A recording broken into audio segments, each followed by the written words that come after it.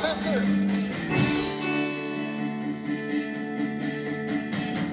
But I always watch my dad. I mean, he set some example. Yeah, so yeah. Just probably radiating. Yeah, naturally. Absolutely. Yeah, like my dad was like my superhero.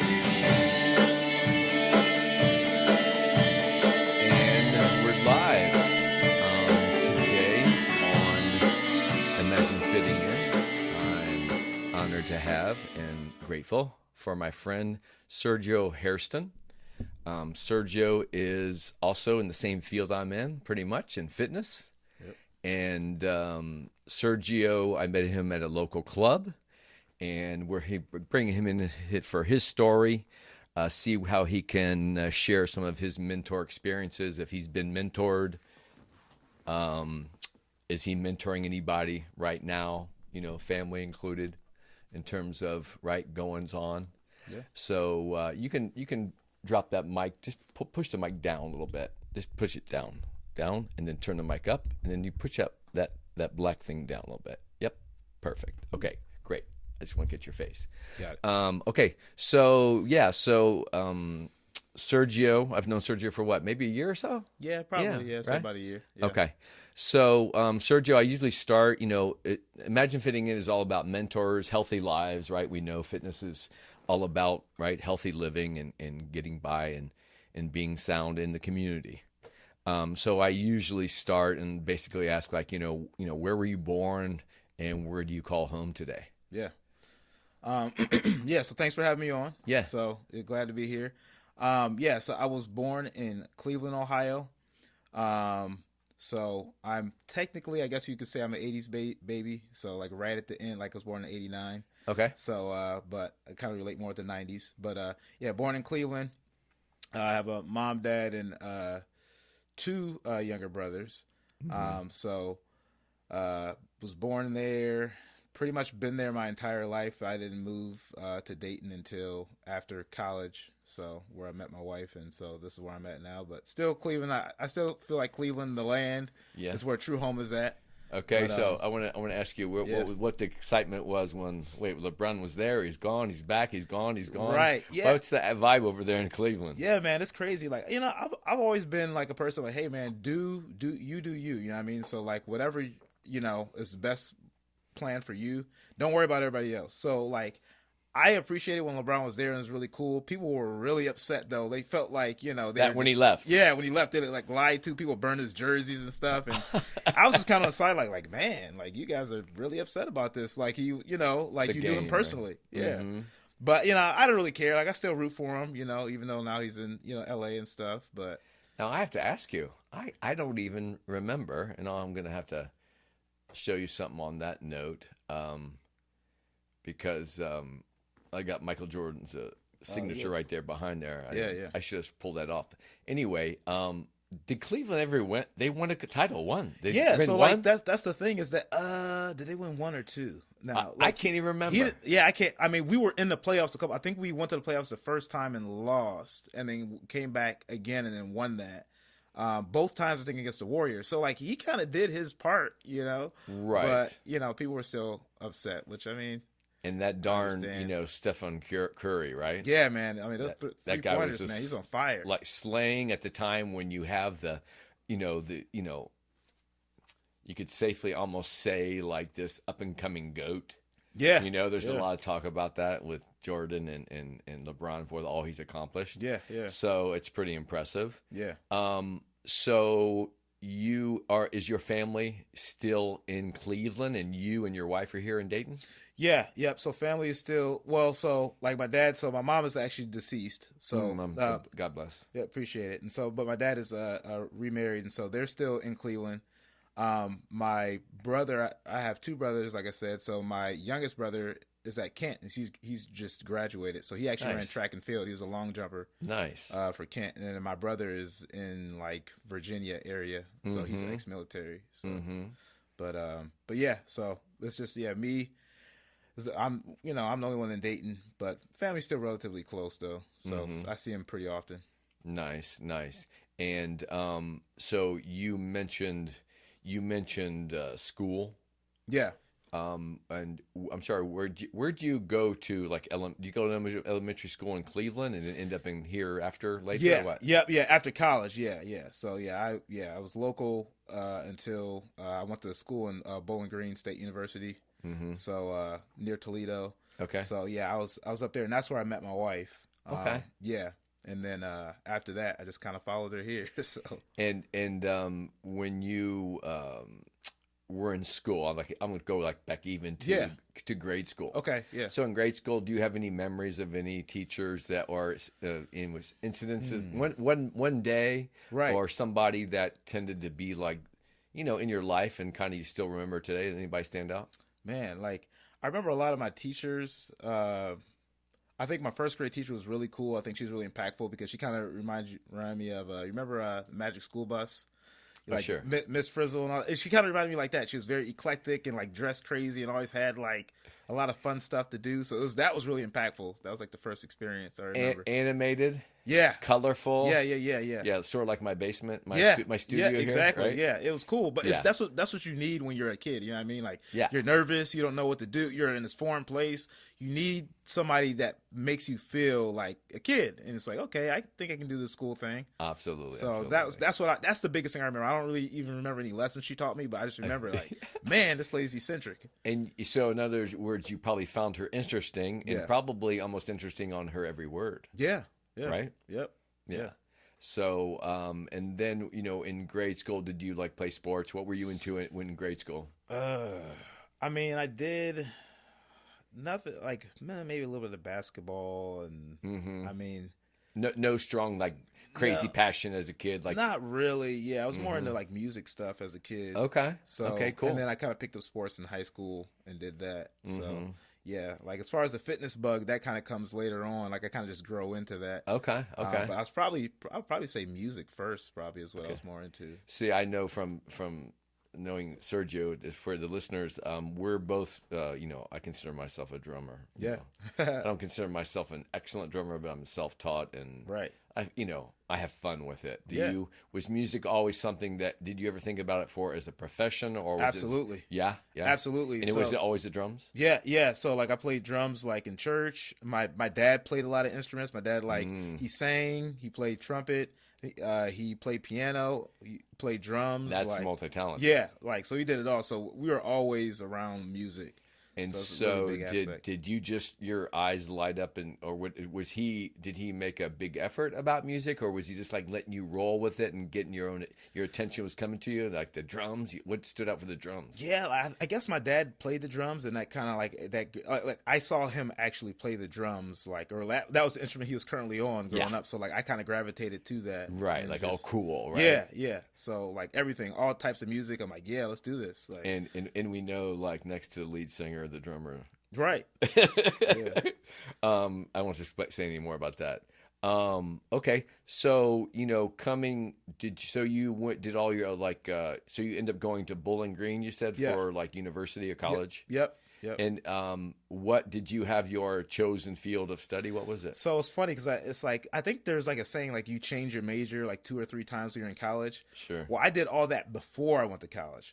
So I think at first I was going to do music. So I was like getting ready for the entrance exam for music, and Bowling Green is a pretty decent music school. Okay. So I was getting ready for that, and then I thought to myself, I'm like, I could do music anywhere. I could do music as a hobby on the side. Like I'm like, I don't know, and like I know like the gig life can be pretty stressful. Sure. So I was kind of like, you know what, maybe you were kind of wise at that age. Yeah. I was just like, So I'm like, I don't know if I want to do it. So now I think I switched to general business. I'm like, I'll just do, because then I didn't really know what to do. I'm like, well, if I'm not going to do music, what am I going to do? I'm like, I'll just do business. Okay. And then thought it was practical. Yeah, like being practical. But then like I always did exercise. Like that was something that kind of came up like when I started really getting into sports. I was really into like the Terminator. That was like kind of really got me hooked on like physiques, and like that was fascinating. So I always in the back of my head, I'm like, yeah, I want to look like that. And so my parents, they started doing personal training on the side. Oh, because so both your parents like athletes or natural athletes, and they actually train people, so they were so for a profession or for a hobby. It was like a side job. So my parents, okay. they both did social. They're both social workers. That's like their main job. Oh, wonderful. But they were into they kind of started a personal training business on the side, and we just kind of kind of we just absorbed that. Yeah, Another thing, right? Yeah. So like my parents were actually into a whole lot of stuff. They That's did a neat. lot. That's yeah. neat. Well, pretty eclectic then, Yeah. in terms of like, Yeah. hey, this is exactly just like my father. Yes. My father was a self-read man. Mm-hmm. He would get on a subject and he would just find every single book he could find. Yeah. And he would just either buy the book or find it from the library, read it up. If he bought a book, he would underline sentences, and it ended up that by the time I was leaving advertising, I was I was into exercise myself. Okay. And he was really he turned 50. That seems like so long ago. Yeah. And that he would like just going through nutrition. Yeah. Just an animal. And he'd give me all these books on nutrition. He's like, Greg, just tell your clients this. Just tell them this. I go, Dad, you just can't tell somebody what to do. You kind of have to, coddle them and get them excited and motivated, right, in that environment, just like a teacher, right? Yeah, yeah. Create an environment where they're excited to learn and whatever. Mm-hmm.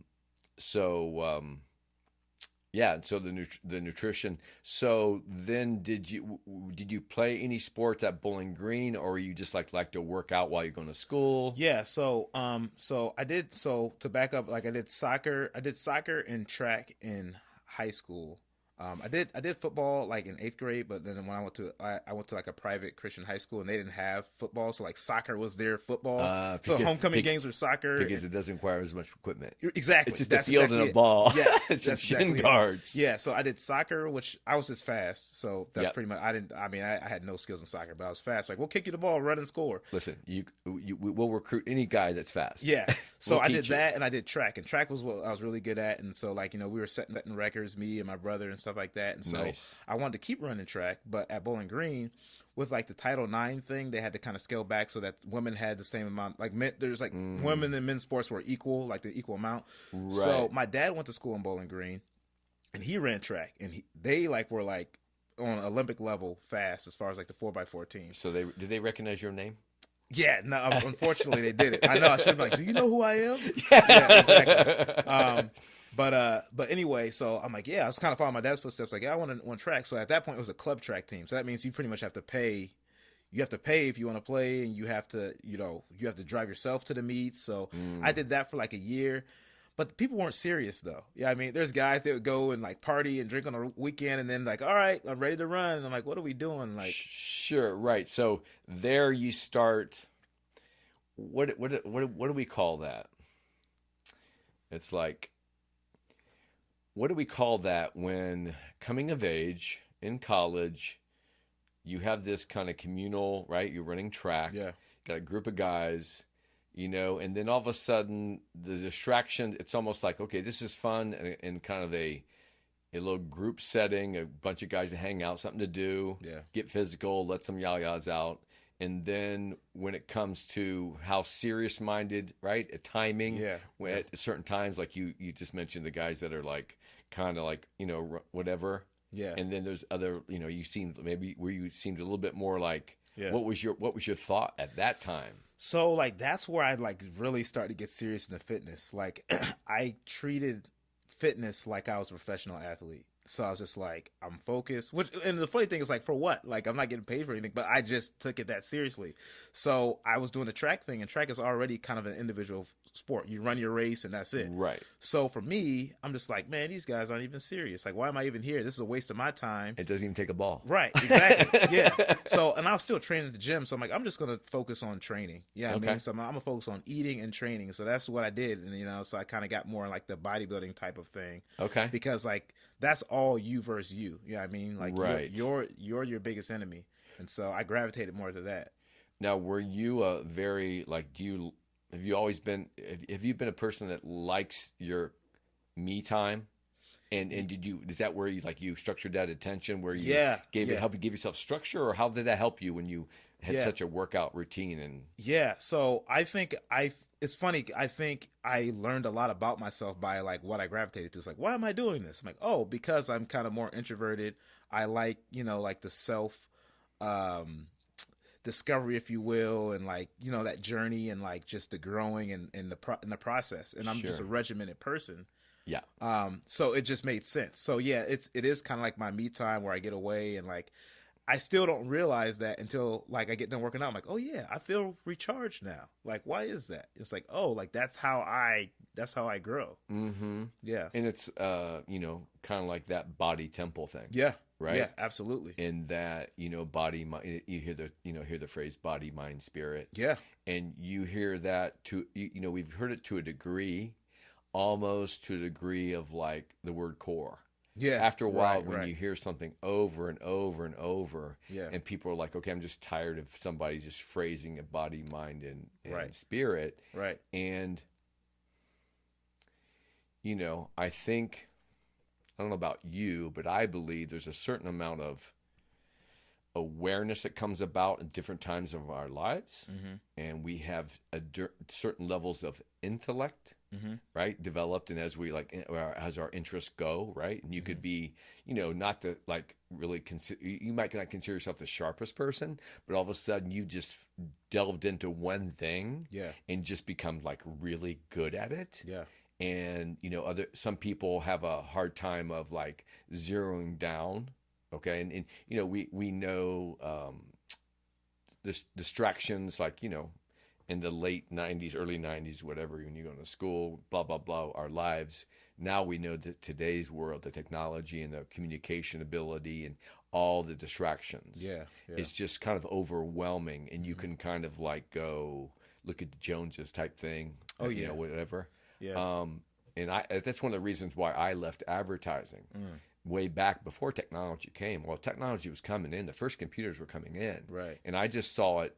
I was like, oh, I'm going to stick around a little bit longer, even though I'm not really into what I'm doing, because I was using all my creative energies to sell things I didn't participate in. Right. Yeah. And it was like, I almost asked myself a moral question when I was 28 years old. Mm-hmm. And I literally walked away from advertising because the top clients were cigarette companies, alcohol companies, junk food, and pharmaceutical drugs. Wow. And those are all things I was just basically learned to avoid, basically. Yeah. So you get back to like, hey, we're young men when we know we're in the teens into early 20s. Yeah. The brain, we now know, is still forming, right? It's not completely formed. Mm-hmm. And me not knowing, I moved to Chicago when I was 21 years old. Wow. I didn't know, like if I would have thought, if I knew like, hey, Greg, your brain's really not developed. Right. Yeah. And you're taking off, leaving the house. Yeah. And you're going to have to go pay rent and work and survive and a big metropolitan city. Mm-hmm. Chicago was approachable.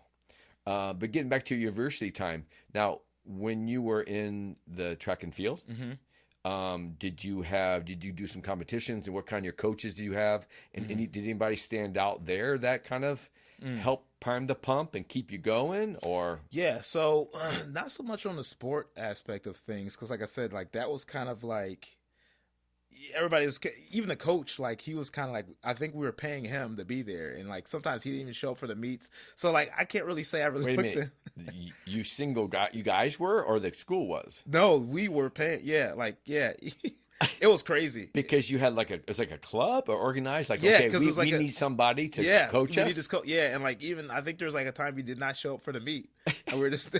Like the whole thing was goofy, man. Like going from high school where everything's organized to like, it was crazy. And do you remember like another person that is just as serious as you and talking about like this guy, like, hey, this guy's not really showing up and we're serious about it? Or so what happened to like, how'd that pan out with your? So the people were serious enough to notice when the guy wasn't showing up. Even though like they weren't always serious, so like they all kind of like, yeah, man, this guy's whack, So that was like one of the last straws. Like, we already paid him. Yeah, you know what I mean. So it's just kind of like it was weird, but like I was going to a church on campus too, and that's where I met my wife. But there was a lot of like really good role models that were super huge because a lot of these guys they were maybe like in their like maybe late 30s or 40s, but it was cool because you could see them with families and, them taking the time to like talk with like campus kids and stuff like that. Yeah. So I'm sorry, where were these guys? This was a church or where was it? So it was interesting. So like the church was called H2O. And so like they were a church that they were on campus and they would just kind of like gather the students together and meet and things like that. And so like, it was like it's a different way of what like a church you would think of, because like it's a bunch of camp like college kids, so it's not gonna So was look it the same. present in a manner of like saying, hey, we're going to get together, we're going to talk about some cool things that are going on here, and is Yeah. it more of a kind of a social communal kind of Yeah. like, okay, we're all here, right? Yeah, yeah, So yeah. what can we get into, like what Yeah. can we create opportunities? Yeah, and that's where you found Yeah. these people. Yeah, because they had a lot of what they would do is like, so you come in as a freshman and there might be people who are like, sophomores or juniors or seniors that were a part of that church, and so they'll come alongside you because you're like a deer in the headlights when you come Right. to college. You're like, what do I do? Like, how do I? There's people over here partying. There's some people over here studying. There's some people who are just wigging out. So like they were just kind of like, hey man, like this is how you get into the college life, and this is how you navigate without going off the deep end. There you go. And it was super cool. So not only were those 30 or 40 or something year olds that were heading that up, they were actually hooking you up with other kids that were already there, so you can feel like, oh, okay, you've been here, and connect, make a friend. Yes, that's a little mentor. Yeah, it was super cool. Like they even had a program. I think they called it the Well. Okay. So basically, you would have, like I said, like a sophomore or like a junior, and they would pair you with a freshman, and so then you kind of would have this mentor or mentee, and they talk about you can have spiritual conversations, things you're struggling with. And like it was super helpful. So I went through it, and to be honest, I was a pretty solid kid. Like I was raised like in a Christian home. My parents, I had a good head on my shoulders, but it was still helpful for me. Like because I'm just like, what is this place? Out on your own. Yeah. Strange place. Yeah. Meet a friends. Yeah. Have almost like a pseudo parent type figures that are like kind of support you. Yep. And this is what you knew. Yep. And it's fantastic. You had a good head on your shoulders. Mm-hmm. So how long did that track and field stuff go down? So track and field was just freshman year, and then I was done with it. And after that, like I was just lifting. You know what I mean? So I didn't really have. I mean, that was still how I still had that outlet, that physical outlet. You know what I mean? It's like I was just able to do that. And then I would run into guys in the gym. That we were kind of on the same path of just trying to get our bodies to look better, be stronger. Sure. And that's one thing I like about gym culture. Yeah, I mean, is that everybody's in there and they're trying to better themselves. Like I know it gets a bad rap when you go on social media and sometimes you see these fitness influencers or people who are just trying to get clicks and views and just doing stupid stuff. But the real people, there's real people there. You know what I mean? Right. And that, that the physical plane. Yeah. Yeah. So that's like, body, mind, spirit, right? Yeah. And it takes a strong mind. Yeah. And structure to kind of, determination, dedication, discipline, obviously. And, some people are just, not disciplined enough. It's not a priority enough. They don't realize how powerful it is. Yeah. And, pretty much most people know that, leading a healthier life is going to be more productive and positive. Yeah. Yeah. So when you were at Bowling Green, tell me about when you, how you met your wife at your little there? Yeah. There's this guy. So he like knew everybody on campus. Like you talk about that mentor mentee, like he wasn't my specific mentor, but like everybody knew this guy. Like, so I had one freshman friend that I like really hit it off with, and we would hang and like we would go play music. Like he would play guitar, I would play like djembe and stuff like that, like on Friday night. So that was super cool. But he got sick and he had to go home. And so then I was like, man, like my road dog's gone. So I was kind of aimless. And so then I found this guy who knew everybody. So I started hanging with him, and he would go everywhere. He would go to hang out with some guys over here. He'd go to the girls' dorm and hang out over here or whatever. So I just hang with him, and that's when I met my wife, because he knew everybody. Okay, so he, what we call that is like a social butterfly or a diplomat, a ability. Like, I it's funny you say that because I've worked at multiple clubs across the country. Mm-hmm. And every time I go into a new club, I tell my boss two things. I'd ask him to tell him one thing and ask him another question. Mm-hmm. And I'd say, let me loose. Yeah. I'd say the first, I'd say, listen, you give me your most problem members. They have been not serviced correctly, even if the towels are not right or whatever, or if they bought training and the trainer didn't show up late, whatever, blah, blah, blah. Give me those people. I'm happy to take care of and make it right. Yeah. Right. The opportunity to serve, really serve this person. Yeah, that's cool. And then the other thing I would tell them, I say, okay, so now, and I would ask this of my boss and my fellow employees, who's the club mascot? Who's the person everybody knows because they come in and they make themselves heard and they're kind of that energy of a social connection. So what was that guy's name? That guy's name was Nate. Nate. Yeah. And he was a student older than you? Yeah, so this is a funny thing. So he was actually the same age as me, but I think he like skipped a grade or something like that. So he was like a sophomore. Okay. And I didn't know that like until like later on. So we were the same age, but I thought he was like a lot older. Like, but yeah, so yeah, he was a year older, and like, yeah, man, like I just got connected with a lot more people when I met that guy. It's funny how that works, you know, but he opened up a whole new, path. So we can see how like multiple people. Right, when I say mentor, because sometimes people think so formal about mentor, right? But that vibe and connection and to turn your path. Yeah. Because if you realize it, right now you're married with your wife, you're never going to forget that guy's name. No. Because if he brought you in the situation to be in that universe of energy to meet your wife. Yeah. Yeah. Right. Yeah. So that's awesome. Totally true. And was your wife into the same interest? What was her major, or how did? So she was an early childhood education. So she was a teacher. Nice. So my wife teaches. Yeah. So she was a teacher. So we weren't similar in that respect, but I guess we kind of are because I mean training is kind of teaching. Oh, yeah, we're teachers. Yeah, we're straight up. Yeah, I will tell you that my first guest was a social worker, so she basically teaches. Yeah. The second guest was a retired math teacher. Third guest was a gymnastics teacher. Fourth guest is an educator, track and field, women's track and field. Fifth guest is a 53-year veteran of educator. Oh, wow. Sixth guest was also an educator in the Army. So, when we're talking about mentors, education, the word boss and supervisor and, who do you report to, direct, whatever, compared to that. So it's always going on. So now you're at Bowling Green.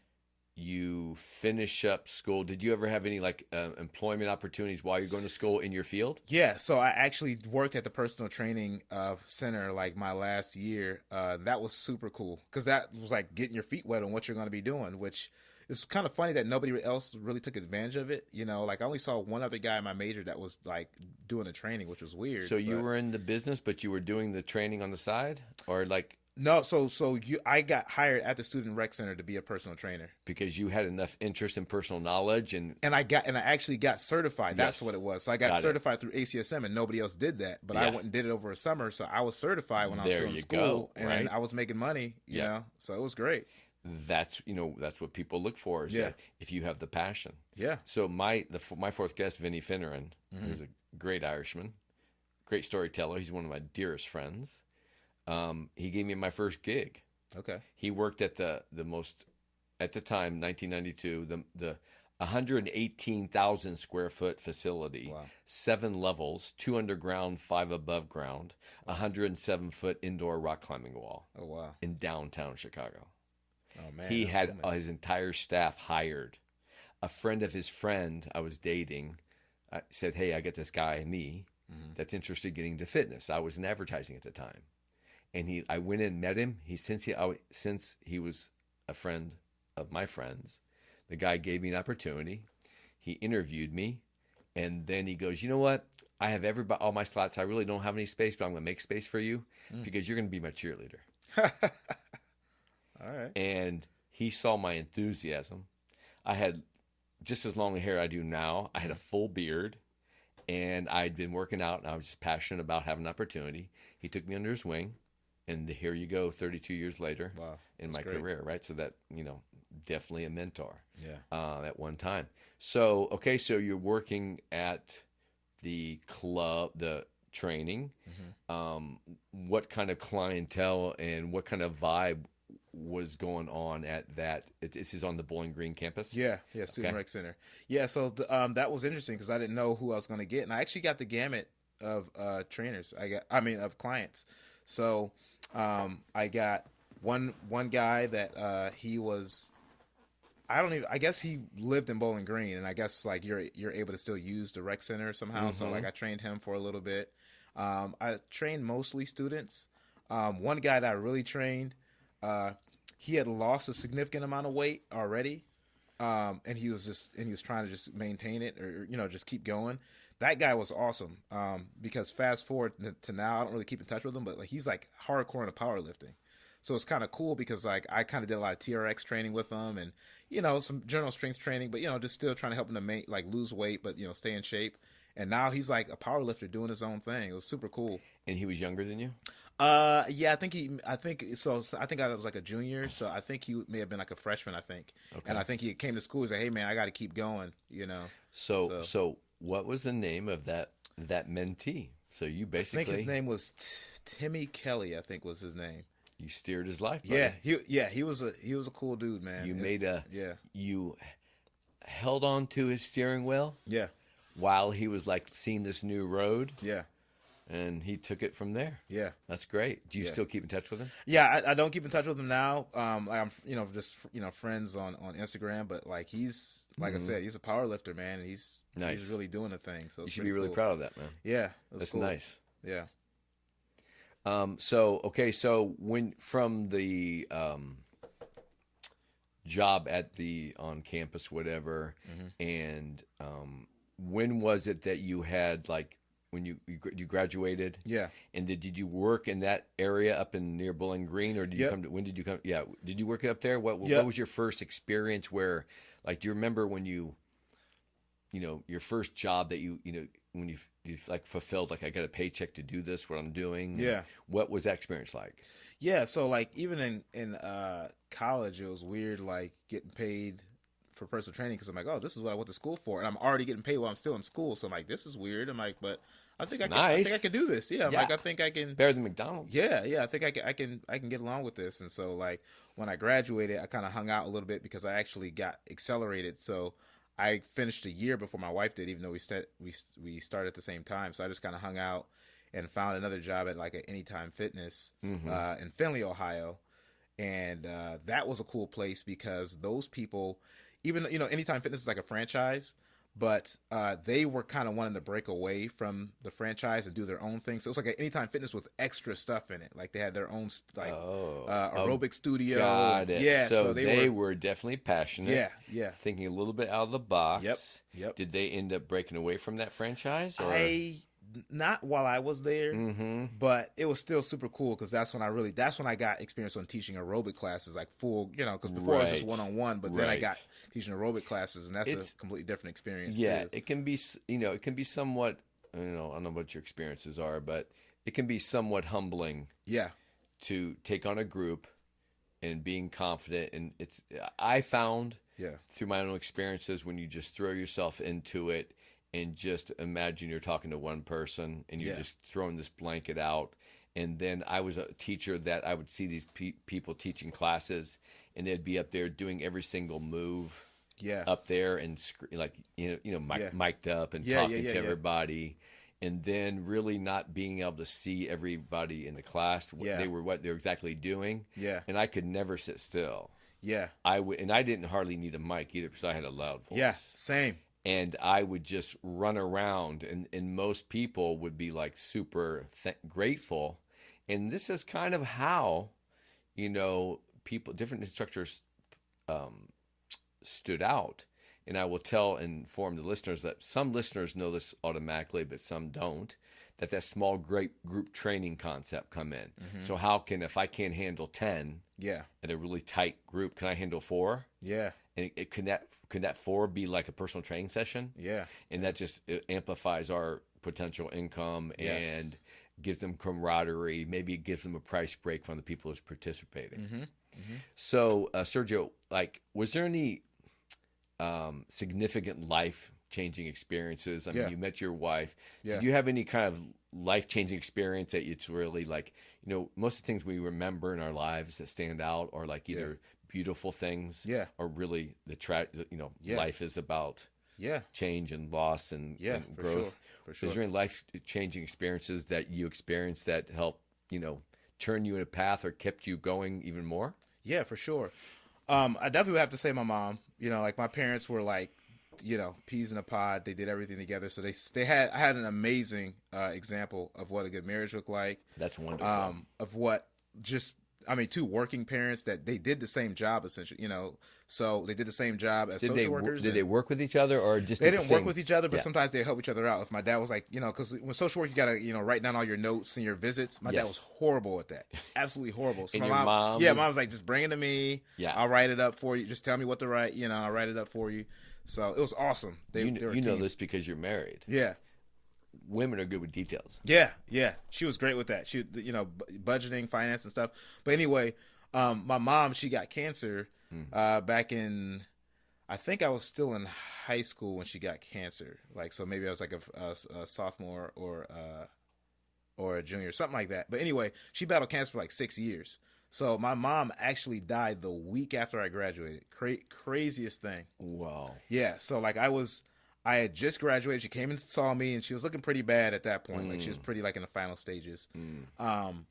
And she saw me graduate. I was super happy, and I was just, you know, hanging out in my apartment. And my dad called. He's like, "Hey, you should like because hospice was there at that point." And she's like, "Oh, you should probably come home." And for whatever reason, like it still didn't click in my mind. Like, oh, you know, I know my mom's battling cancer, but I'm just thinking like, oh, okay, I'll just come home. Not thinking like the hospice was like, hey, you need to get here because this is about it. So anyway, my dad's like, take your time. Because even my dad's like, oh, it's all good. You know, just take your time. So like, okay. But like something told me like, leave now. Like, because I wasn't doing anything. Like, so something to us like, and I think it was God telling me, he's like, leave now. So I'm like, I left. I drove 2 hours. I get in the driveway and I see all these cars pulled up. There's people from my church, like all these people that are at my house. And that's when it hit me. I'm like, oh, wait a minute. Like, this is the real deal. So I get in the house. And as soon as I get in the house, I see my mom, and I'm like, I think I said like, "Hey, mom, love you," gone, just like that. Literally, it's like she held on for 2 hours, and I think my dad had told her like, "Hey, Sergio's on his way. He'll be home a little bit." Goodness. I think she held on those 2 hours, like until I got bless home. her. Yeah. Oh my goodness. So like that was like, I think that was probably the biggest turning point for me, and what was interesting about that turning point is, nothing really changed, but it solidified the things that I already knew. So all the things my parents taught me, all the lessons that I learned, it solidified that in stone, just foundation. Yeah. So because I knew, I'm like, this is it. This is truth. You know, all the things they raised me. You know, just, you know, my faith, all that, it solidified it. And then so, to me, the biggest lesson I learned was stay on the path that you're on. You know, keep on pursuing and getting better. Trust that. Yeah. Your heart, your passion, your instincts. Yep. You know what's grabbing your attention. Yeah. Yep. And you know, definitely don't. You know, it's hard because you know you hear that thing of like, oh, don't waste any time. You know, you got today, and you know, it's not until you have, you know, some real loss in your life. Yeah. Like when I lost my father, I was really close to my father. When I lost my father, I don't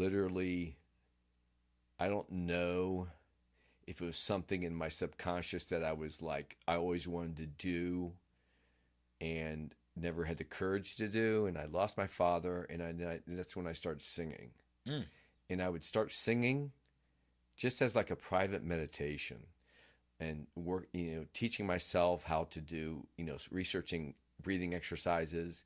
And I literally remember, singing into that microphone over there and aiming it like down, so I'd have to look up like I was looking up at him, and I was singing to him. Wow. And it gave me both a time to be with myself, and reflect and appreciate. And then, unfortunately, I lost my sister in 2012. Sorry to hear that. Which is today is her birthday. Oh wow! Would have been her birthday. So. And that's a time she was 16 months older than me, so we were almost Irish twins or something, you know. Yeah. And so we came up together. Yeah. You know, and I always wanted to play the drums, and I go, that's it. 1 year later, and she, just to add it to the whatever, she passed away on my birthday. Oh wow!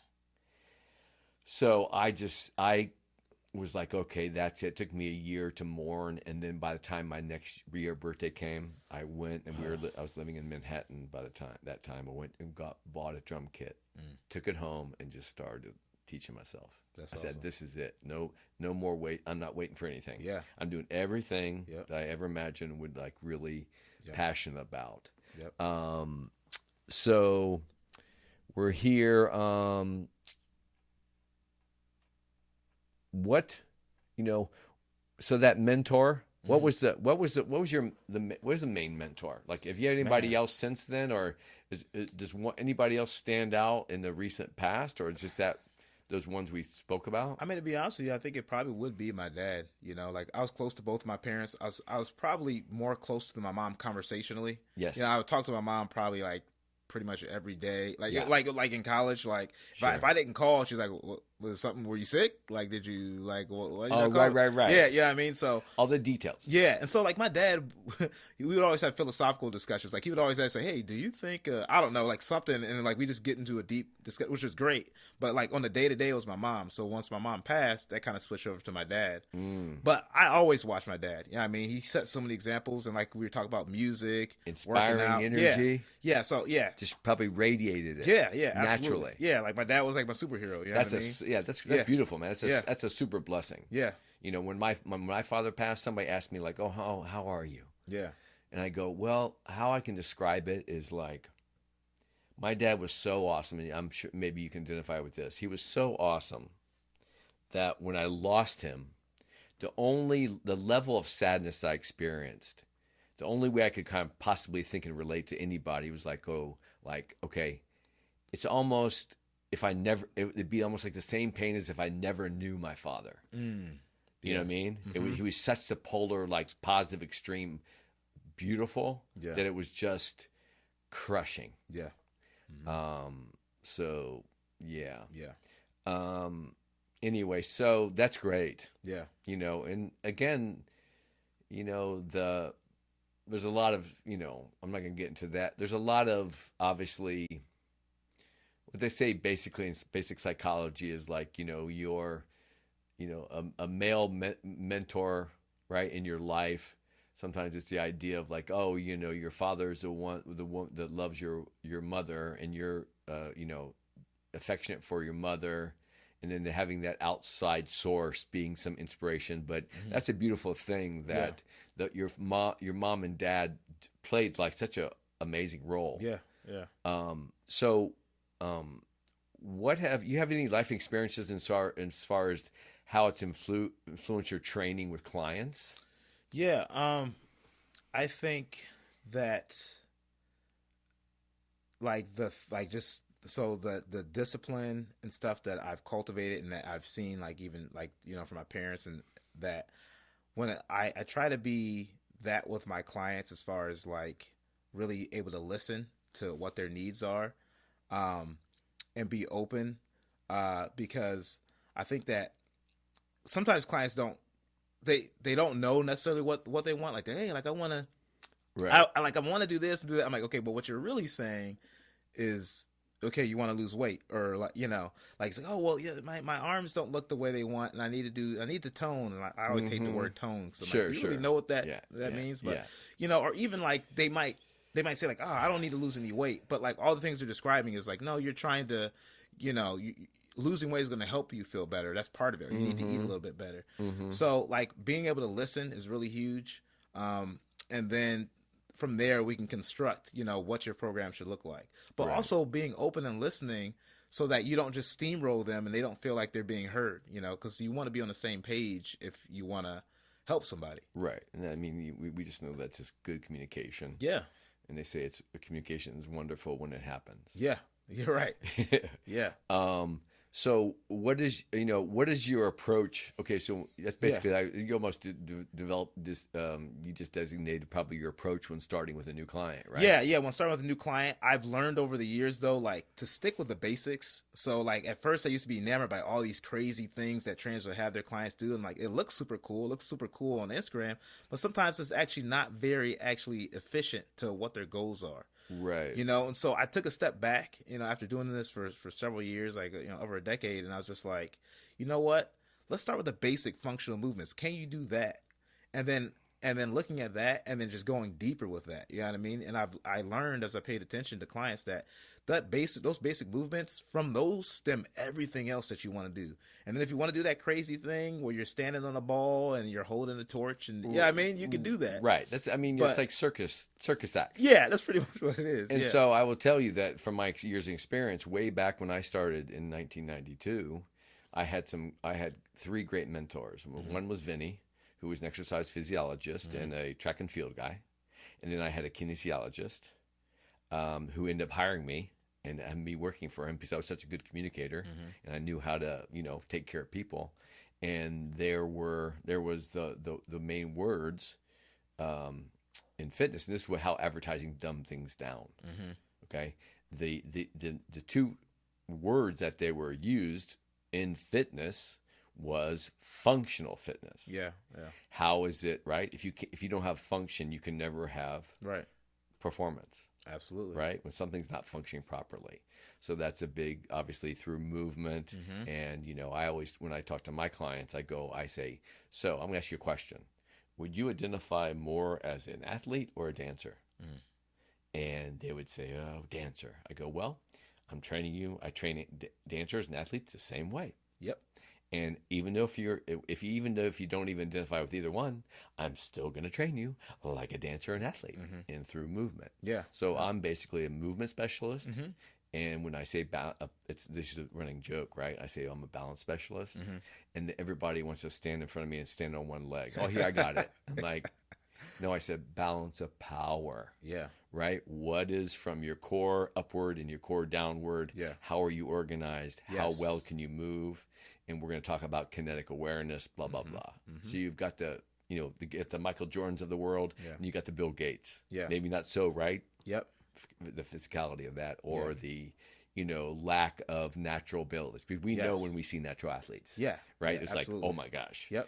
And it's just so rewarding. I'm sure you agree when you meet somebody that's not too into their bodies, and you can channel and empower them to take them to another level. Yes, absolutely. So what, have you ever worked with a client who had some really unique challenges? Yeah. And tell us a story about how because we're basically teachers and mentors. Yeah. And what's that story like? So there's a guy that I started working with. So I used to work back in, so when I first moved to Dayton, I worked at Fitworks, so a box gym. And I was paired with a client I was the personal training manager over there from August 2019 till the COVID, basically. Yeah, so I think literally we missed each other. Yeah. Because I left right before then. And Chad. Yeah. Yeah. Yep. Chad. Yeah, Yep. So shout out to Chad Florence. yeah, Chad, what's up? So this guy, he had a rare form of prostate cancer, like super rare. So I think they gave him like less than 10 years lived, something crazy like that. But I guess they had this cutting edge cancer treatment that could potentially save his life. So he's like, yeah, sign me up. Well, what this cancer treatment would do is it would wipe his testosterone out completely when he would get on these drugs. Like he would say, like he's like I'm pretty much like a postmenopausal woman. Like that's about how much testosterone I have. Like it was that bad. Like he's like I'm getting hot flashes. Like I'm like so because of that. And this is what it just shows you what hormones actually do for men and for women. His recovery was nothing. Like we would, it was like, and it's like he, you get clients say, oh, I got this and this, and it's like, but not until you see it, you're like, whoa, this is serious. So we did the very basic, like we're gonna do 5 squats, we're gonna do sit-ups, like very basic fun, and that would wipe him out for a week. There'd be times where we get ready to train, because I think I trained him maybe once or twice. He's like, hey man, I can't come in. I had to do some yard work. A branch fell, I had to move it, and now I'm wiped out. Wow. I mean, crazy. So that was so unique because I had to get, I had to lower my expectations. Yes. Because, everybody else, you see progress and it's like, almost week after week, you're getting stronger, Sure. I had to completely change that. I'm like, okay, what's the smallest amount of growth we can make? And it's like, okay, let's do one more squat. Let's do one more sit up, And so it was like moving at maybe a snail's pace. But for him, that's like a mile, based just because of where he was. And so I've had this guy on and off since almost like for 10 years. Like, so he would go get on the drugs, and sometimes sometimes when you get on the drugs, he just have to be like, hey, I got to peace out for a He's little still bit. with us? Yeah. Yeah. And that's that's the big thing. He's still with us. He's still, yeah. Okay. And are you in contact with him or? Yeah. So right now he's like kind of like on a little hiatus again, but Okay. yeah, like he'll call, and like, it's cool because like I got his number saved in my phone. You know, that's the one number. If you get your new phone, I make sure I have his number because he'll call me out of the blue. Sometimes he'll just give me updates like, hey man, this is what's going on with me. Yeah. This is how I'm doing. But yeah, like there's been like probably 2 or 3 cycles where like I've worked with him and he's kind of had to take a break, and so now I'm looking forward to hearing him back maybe in the fall. He said, you know, things will kind of settle down. Somebody that counts on you. Yeah. And I hear your voice.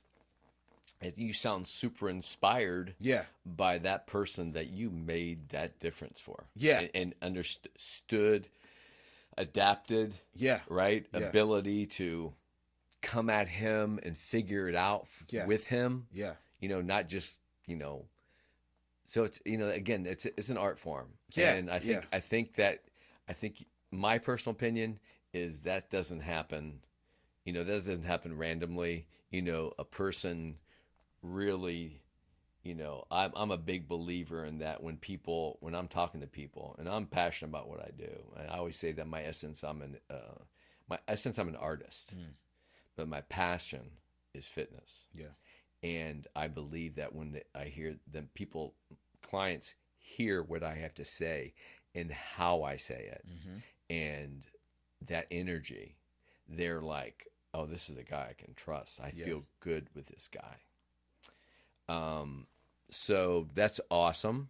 And that's kind of, I got to see if I can try to figure out if I can get, maybe try to get Chad on as a guest. Oh man, yeah. Maybe reach out. So I'm gonna have to. DJ's on the side too, I think. Yeah. I'm gonna shout out to him and let him know that he's gonna be on. He's mentioned in episode 8. Yeah.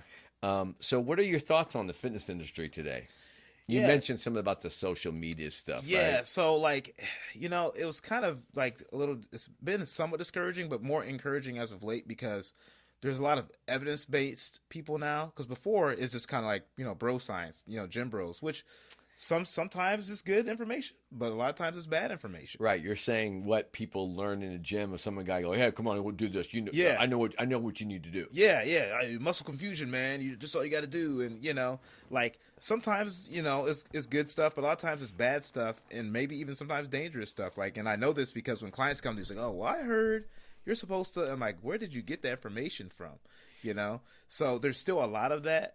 But I'm kind of happy because there's a lot more evidence-based people, like actual people who are like exercise scientists who are like, you know, doing research that are now getting into the space and kind of helping to break some of that, you know, mythology, exercise myth up. So it's getting better. Are you proactive? Do you follow any sites? Or any people? Yeah. Or are you proactive in like trying to like feel that you're kind of up on top of things? Yeah. I definitely try to listen to some podcasts and some different people that have some really good information. You know, like Stronger by Science, Renaissance Periodization. Like there's a lot of good guys out there that are like doing some really good research. And me as a exercise professional, it's helpful for me because then I can read those, you know, studies or journals, and then I can kind of disseminate it to my clients and break it down in bite-sized pieces. Obviously, not be like, hey, go read the study, but like, you know, I could take this and like give them bite-sized pieces that are beneficial for them. So. Yeah, I would add to that to listeners, you know, we're not all just big dumb guys. Right. There's some really compassionate people out there, and the key is, okay, when do we need to do what? Who are we dealing with?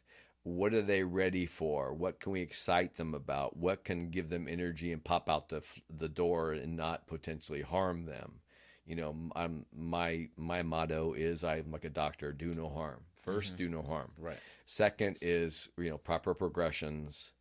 And it looks cool. Yeah, you should be able to do that. If you do that, it'd be cool because there's effect there. But if you haven't done D, E, and F, and you're working in MNLP progression levels, you know, it's gonna, you know, that likelihood. Yeah.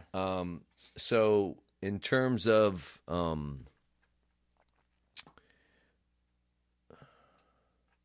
What do you have any? Let's talk about your any artistic type hobbies, because Yeah. I'm having listeners understand, well, explore, know more about me. Yeah. So once they they see the YouTube video, they're going to see some of my artwork, and I like to feature Yeah. with my guests with this colorful environment and just excite them.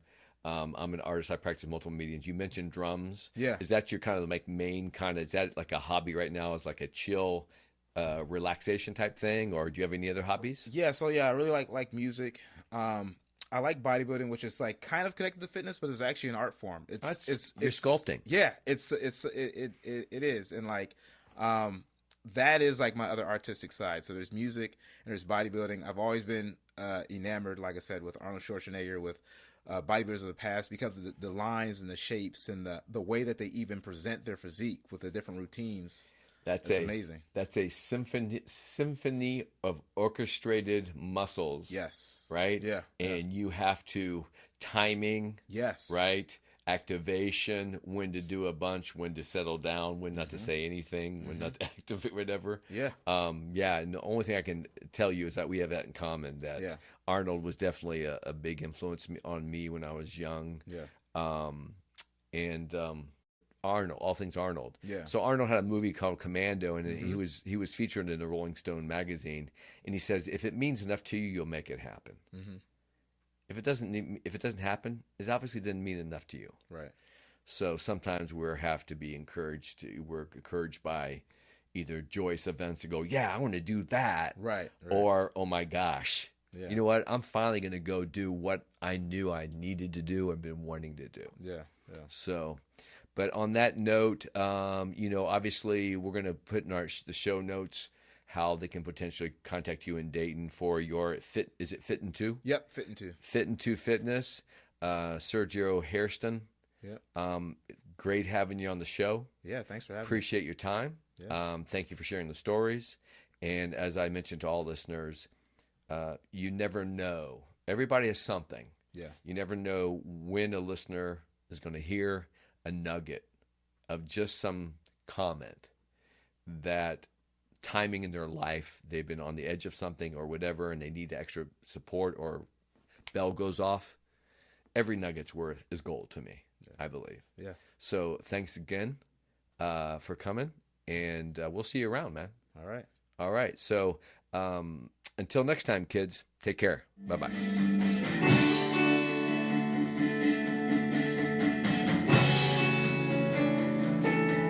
Professor.